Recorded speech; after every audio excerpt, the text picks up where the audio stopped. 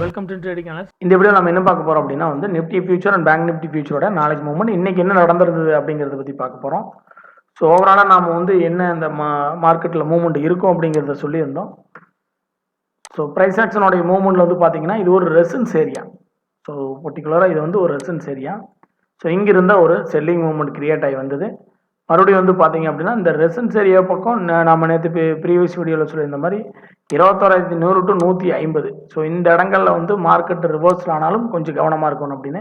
Market opening இங்கிருந்து 1 ஹவரில் கொடுத்துருந்தா ஒரு நல்ல ஒரு மூவ்மெண்ட் இருக்கும். இந்த கேப் அப் ஒரு ஓப்பன் கொடுத்தது. அந்த கேப் அப் ஓப்பனில் பார்த்தீங்க அப்படின்னா இந்த கேண்டில் அந்த 1 ஹவர் கேண்டிலில் ஓப்பன் ஆனதுலேருந்து மார்க்கெட் பார்த்தீங்கன்னா ஒரு டவுன் செல்லிங் மூவ்மெண்ட் தான் கொடுத்தது. அதுக்கப்புறம் அதோடைய லோவும் பிரேக் ஆகி ஒரு செல்லிங் கொடுத்து மார்க்கெட்டில் கண்டினியூவாக ஒரு டவுன் தான் நடந்தது. சரி, ஓகே, இனி என்ன நடக்கும் அப்படிங்கிறத பற்றி நாம் பார்ப்போம். ஃபர்தராக மார்க்கெட் இந்த மூமெண்ட், அதாவது மறுபடியும் 22,000க்கு மேலே 22,034க்கு மேலே மறுபடியும் மார்க்கெட் மூவ் ஆகுது அப்படின்னா ஸோ நம்ம மறுபடியும் இந்த கையை பிரேக் பண்ணுறதுக்கு முயற்சி பண்ணோம். ஒருவேளை இந்த கையை பிரேக் பண்ணிட்டா மார்க்கெட்டில் ஃபர்தராக இந்த கையும் பிரேக் பண்ணி இது ஒரு நல்ல மூவ்மெண்ட்டாக 22,054 22,520 அப்படிங்கிற ஏரியாவை இது ரீச் பண்ணுறதுக்கு மூவ் ஆயிரும். மேபி அங்கே இல்லாமல் மார்க்கெட் ஃபர்தராக இங்கேயே மறுபடியும் 1 ஹவரில் ஒரு செல்லிங் வந்துன்னா ரொம்ப கேர்ஃபுல்லாக இருக்கணும். So market any time so இந்த இடங்களுக்கு நோக்கி வருவதற்கான வாய்ப்பாயிரும். ஒருவேளை மார்க்கெட் அங்கே இல்லாமல் ஒரு டவுன் மூவ்மெண்ட் கொடுக்குது அப்படின்னா நமக்கு மறுபடியும் 21,800 ஒரு சப்போர்ட் ஏரியாவாக இருக்குது. இந்த ஏரியாவில் நம்ம கவனமாக இருக்கணும். 21,800 to 700 இந்த 100 பாயிண்ட்ஸ் ஒரு சப்போர்ட் ஏரியாவாக இது வரைக்கும் இருக்குது. ஸோ இதுக்கு கீழே ஒரு 1 ஹவரில் ஒரு பிரேக் அவுட் கொடுத்து ஒரு செல்லிங் கொடுத்துருச்சு அப்படின்னா இது ஃபர்தராக அடுத்தது பார்த்தீங்க அப்படின்னா 21,500 அப்படிங்கிற இடத்த ரீச் பண்ண மூவ் ஆகும். ஸோ 21,500லேருந்து ரிவர்ஸில் ஆர்க்கான பாசிபிலிட்டி இருந்தது அப்படின்னா மார்க்கெட் இங்கிருந்து மூவ் ஆகிறதுக்கு வாய்ப்பு இருக்கு. ஸோ ஒருவேளை மார்க்கெட் இந்த இடத்துல ரிவர்சல் கொடுக்கல அப்படின்னா பை ரிவர்சல் கொடுத்தா நம்ம பை எடுக்கலாம். ஒருவேளை இங்கிருந்து பை கொடுக்காம செல்லிங் மூவ்மெண்ட் கொடுத்துன்னா நம்ம வெயிட் பண்ணணும். ஏன்னா 21,350 300 இந்த ரேஞ்சில் அடுத்த சப்போர்ட் லெவல் இருக்கு. ஸோ இது பார்த்தீங்கன்னா இந்த ரேஞ்சில் தான் அடுத்த சப்போர்ட் லெவல் இருக்கு. ஸோ நம்ம பையிங் ஏரியா 21,600 to 500. ஸோ 600 நமக்கு 500 வராது. நமக்கு பார்த்தீங்க அப்படின்னா 21,573 இதோட லோ காட்டுது. அப்போ நமக்கு 21,600 to 570 இந்த ரேஞ்ச் தான் இதுக்கான அடுத்து பை ரிவர்சலுக்கான ஏரியா. மேபி ஒருவேளை ரிவர்சல் ஆகிட்டா மறுபடியும் ஃபர்தர் மார்க்கெட் மூவ் ஆகிறதுக்கு வாய்ப்பு இருக்கு. அப்படி இல்லை இதையும் பிரேக் ஆகி ஒரு டவுன் கொடுத்து செல்லிங் மூவ்மெண்ட் கொடுத்துன்னா அடுத்தது இது பார்த்தீங்க அப்படின்னா ஒரு ஸ்லைட்லேயே 21,500 ஒரு ஏரியா இருக்குது. அதை நம்ம மைண்டில் கன்சிடர் பண்ணிக்கணும். ஸோ இந்த ஏரியா 21,500. ஸோ இதையும் மார்க்கெட் பிரேக் ஆகுது அப்படின்னா 21,300 to 350 ஒரு நல்ல சப்போர்ட் லெவல். ஸோ அதையும் பிரேக் ஆச்சு அப்படின்னா மார்க்கெட் 21,000 பிரேக் ஆகி 20,900 அப்படிங்கிறது அடுத்த சப்போர்ட் லெவலாக இதில் இருக்குது. ஸோ பைங்கிறது நமக்கு இந்த மூவ்மெண்ட்டில் நாளைக்கு மறுபடியும் 22,034க்கு மேலே ஒரு கேப் அப் ஓப்பனோ இல்லை ஒரு புல்லிஷ் மூவ்மெண்ட்டோ கொடுத்து மறுபடியும் மூவ் ஆச்சு அப்படின்னா இந்த ஹையும் பிரேக் ஆகி ஃபர்தராக இந்த மார்க்கெட்டில் இது மேலே மூவ் ஆகிறதுக்கு முயற்சி பண்ணணும். இருந்தாலும் இந்த 22,100 to 150 கேர்ஃபுல்லாக இருக்கணும். ஸோ இதோடைய நிஃப்டி ஃபியூச்சரோட நம்ம பார்த்துட்டோம். அதோடைய ஆப்ஷன் செயின் அனாலிசிஸையும் பார்த்துருவோம். ஸோ நிஃப்டி நாளைக்கு பார்த்தீங்க அப்படின்னா நிஃப்டியோடைய எக்ஸ்பைரி இருக்குது.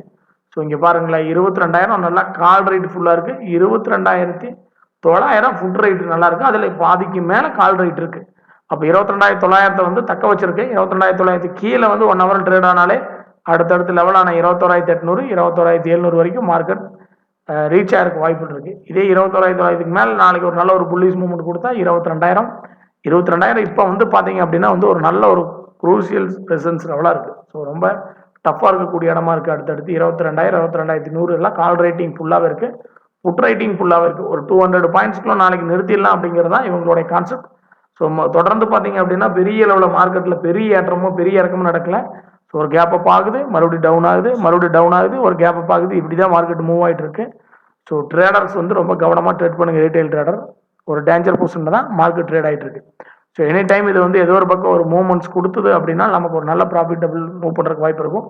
இல்லைன்னா பாருங்களேன் ஒரு கேப் அப் கொடுக்குது, அதுக்கப்புறம் ஒரு டவுன் கொடுத்து மறுபடியும் மூவ் ஆகி முடிஞ்சது. அதுக்கு முன்னாடி பார்த்தீங்க அப்படின்னா ஒரு மார்க்கெட் ஒரு டவுன் கொடுத்தது, அதுக்கப்புறம் ஒரு கேப்புக்கு கொடுத்து மேலே முடிஞ்சுது.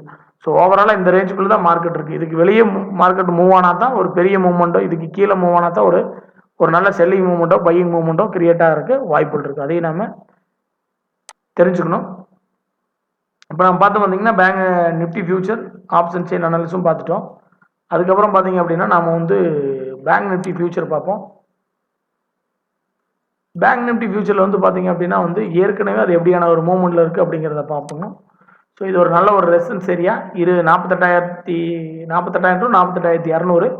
ஸோ அதுக்கப்புறம் 47,000 டு 47,200. இது ரெண்டும் ஒரு நல்ல ஒரு ரெசிஸ்டன்ஸ் ஏரியா இந்த ஏரியா. இதுக்கப்புறம் பார்த்தீங்க அப்படின்னா வந்து மார்க்கெட் வந்து இப்போ ஒரு மூவ்மெண்ட் கொடுக்கறதுக்காக தான் முயற்சி நடக்குது. ஃபர்தராக இந்த நேற்று நாம் பேசியிருந்தோம், இந்த ஹை இதற்கு மேலே வந்து 1 ஹவரில் ஒரு க்ளோசிங் கொடுத்தா தான் மார்க்கெட் மூவ் ஆகும் அப்படிங்கிறத நம்ம தெளிவாக சொல்லியிருந்தோம். அதாவது 46,200க்கு மேலே 1 ஹவரில் ஒரு க்ளோசிங் கொடுக்கணும். கொடுத்து அந்த ஹை பிரேக் பண்ணிச்சுன்னா மார்க்கெட் வந்து ஃபர்தராக அடுத்த மூவ்மெண்ட்டை கண்டினியூ பண்ணும். பட் மார்க்கெட்டில் அப்படியே உள்டாவா அது செல்லிங் கொடுத்துருக்கு. ஸோ அங்கேருந்து மார்க்கெட் டவுன் கொடுத்து மறுபடியும் இந்த ரேஞ்ச், அப்போது ரேஞ்ச் பவுண்ட் மார்க்கெட்டில் தான் ஓவராலாக மார்க்கெட் இருக்குது. ஸோ ஃபர்தராக மறுபடியும் நாளைக்கு நமக்கு வந்து இந்த மார்க்கெட் வந்து 46,200 தாண்டி 1 ஹவரில் ஒரு க்ளோசிங் கொடுத்து அந்த ஹையும் பிரேக் பண்ணிச்சு அப்படின்னா மார்க்கெட்டில் ஒரு நல்ல ஒரு மூவ்மெண்ட் எதிர்பார்க்கலாம். அந்த மூவ்மெண்ட் வந்து எது வரைக்கும் இருக்கும் அப்படின்னு பார்த்தீங்கன்னா மறுபடியும் 47,000 47,200 இந்த ரேஞ்ச் வரைக்கும் இருப்பதற்கான வாய்ப்புகள் அதிகம். ஸோ இந்த இடத்துல மறுபடியும் ஃபர்தராக ரிவர்ஸில் அதுதான் பாருங்கள். ஸோ இந்த இடங்களாமே நம்ம வந்து பார்த்தீங்க அப்படின்னா இந்த கேண்டலோட இந்த ஏரியாக்குள்ளே எங்கே ரிவர்ஸில் கிடைச்சாலும் அலர்ட் ஆகிக்கிங்க. ஸோ ஏன்னா அது ஒரு ரெசிஸ்டன்ஸ்க்கு நியர்பையாக போகுது. ஸோ ஃபர்தராக அந்த இதுக்கு மேலே 47,200க்கு மேலே நல்ல ஒரு புல்லிஷ் மூவ்மெண்ட் கொடுத்துன்னா அடுத்தது 48,000 48,200 அதுக்கு அப்சைடில் வந்து ஒரு ரெசிஸ்டன்ஸ் மூவ்மெண்ட். இதே நாளைக்கு மறுபடியும் இந்த லோவை எடுத்துகிட்டு வாங்குது அப்படின்னா மறுபடியும் இந்த லோவையும் இது பிரேக் பண்ணுறதுக்கு வாய்ப்பு உள்ளதையும். அதுக்கப்புறம் இதுக்கு சப்போர்ட்னு பார்த்தீங்கன்னா 45,500 தான் இதுக்கு அடுத்து இருக்கிற சப்போர்ட்டு. இந்த 46,000க்கு கீழே பிரேக் ஆகி ட்ரேட் ஆனால் ஸோ இந்த 45,500 தொட்டு ரிவர்ஸில் ஆச்சு அப்படின்னா மார்க்கெட்டில் ஃபர்தராக மூவ் ஆகிறதுக்கு வாய்ப்புகள் இருக்குது. மேபி அப்படி ரிவர்ஸில் ஆகலை 45,500ல் இங்கேயும் ஒரு செல்லிங் ஒரு மூவ்மெண்ட் கிரியேட் ஆகி 1 ஹவரில் செல்லிங் கொடுத்தது அப்படின்னா அது அடுத்ததான் 44,800 ரீச் பண்ணும், இந்த இடங்களில் ரீச் பண்ணும். ஸோ இதுக்கப்புறம் பார்த்தீங்கன்னா இந்த ஏரியாக்குள்ளே 44,800லேருந்து 44,400 இந்த 400 பாயிண்டில் ஒரு ரிவர்சல் கொடுக்கறதுக்கு வாய்ப்புகள் இருக்குது மேபி. ஸோ அப்படி ரிவர்சல் மூவ்மெண்ட் வந்து கிரியேட் ஆகலை அப்படின்னா நம்ம வெயிட் பண்ணணும். ஸோ உடனே பை எடுத்துடக்கூடாது. நமக்கு 1 ஹவரில் ஒரு நல்ல ஒரு கன்ஃபர்மேஷன் பை கிடச்சா மட்டும்தான் நம்ம வந்து ஒரு பைக்காக போகணும் இந்த ஏரியாவிலையும். ஸோ இதெல்லாம் வந்து பார்த்தீங்கன்னா டவுன் சைடில் இருக்கிற ஒரு மூவ்மெண்ட்டு, அப் சைடில் இருக்கிற மூவ்மெண்ட் என்ன மாதிரி இருக்கும் அப்படிங்கிறதையும் நம்ம அதில் சொல்லிட்டோம்.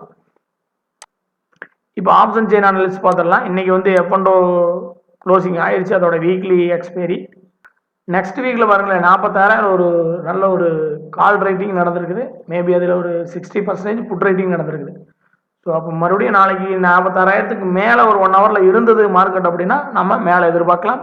46,000க்கு கீழேயே ட்ரேட் ஆகிட்டு இருக்கு, 1 ஹவரில் ட்ரேட் ஆகி லோ பிரேக் ஆச்சு அப்படின்னா ஸோ டவுன் சைடில் நம்ம வந்து ஒரு 45,500 இல்லை ஒரு 45,000 நம்ம கீழே டவுனில் எதிர்பார்க்கலாம். அப் சைடில் வந்து பார்த்தீங்கன்னா அடுத்த மூவ்மெண்ட் அது மூவ் ஆச்சு அப்படின்னா 46,000க்கு மேலே 1 ஹவரில் நின்று க்ளோசிங் ஆகி மூவ் ஆச்சு அப்படின்னா சடன்லியாக வந்து 46,500க்கு மூவ் ஆகிறதுக்கு வாய்ப்பு இருக்குது. நமக்கு 47,000ல் ஒரு ரெசிஸ்டன்ஸ் இருக்குது. 47,200 வரைக்கும் 8,200லேருந்து 8,200 வரைக்கும் ஒரு ரெசிஸ்டன்ஸ் இருக்குது. ஸோ இதெல்லாம் நீங்கள் வந்து மைண்டில் வச்சுக்கோங்க. இதோடைய ஆப்ஷன் செயின் அனாலிசிஸும் பார்த்து முடிச்சிட்டோம். இப்போ வந்து பார்த்தீங்கன்னா வந்து வேர்ல்டு மார்க்கெட்டெல்லாம் எப்படி இருக்குன்னு பார்ப்போம். ஓவராலாக வந்து டவ் ஜோனும் வந்து கிரைண்டரில் அரைக்கிற மாதிரி அரைச்சிக்கிட்டே தான் இருக்குது. ஸோ ரீட்டைல் ட்ரேடருக்கும் வந்து என்ன பண்ணுறதுனே தெரியாத மாதிரியான ஒரு மூவ்மெண்ட்ஸ் தான் இருக்கும். யூரோப்பியன் மார்க்கெட் எல்லாம் பார்த்தீங்க அப்படின்னா வந்து இன்னைக்கு மைனஸில் இருக்குது யூரோப்பியன் மார்க்கெட். ஏசியன் மார்க்கெட் வந்து பார்த்தீங்கன்னா ஒரு ப்ளஸில் இருக்குது. ஸோ ஓவராலாக மார்க்கெட்டே வந்து ஒரு மென்டல் மெத்தட் தான் ஃபாலோ பண்ணுதுன்னு நினைக்கிறேன். ஒன்று மைனஸில் இருக்குது, ஒன்று ப்ளஸில் இருக்குது.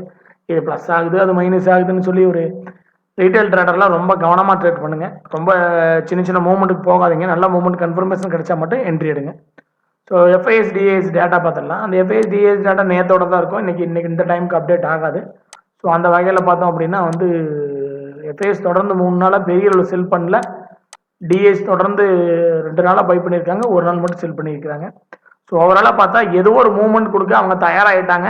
ஒன்று செல் ஆர் பை மூவ்மெண்ட்டுக்கு மார்க்கெட் ரெடி ஆகிட்டு இருக்கு. அந்த அக்குமுலேஷன் மூவ்மெண்ட் தான் இப்போ நடந்துட்டு இருக்குது. ஏதோ ஒரு பக்கம் ஒரு பிக் மூவ்மெண்ட் நடக்கலாம், கவனமாக இருங்க. இது ரொம்ப முக்கியமான நேரம். ஸோ ஓவரால் நம்மளோட வீடியோ உங்களுக்கு ரொம்ப யூஸ்ஃபுல்லாக இருக்குன்னு நினைக்கிறேன். உங்கள் ட்ரேடிங் நண்பருக்கும் ஷேர் பண்ணுங்கள், அவங்களுக்கு பயனுள்ளதாக இருக்கும். தொடர்ந்து நம்ம சேனலுக்கு சப்போர்ட் பண்ணிட்டு வாங்க. சேனல்ஸ் பார்த்துட்டு இருக்கிறவங்க சப்ஸ்கிரைப் பண்ணாதவங்க சப்ஸ்கிரைப் பண்ணுங்கள்.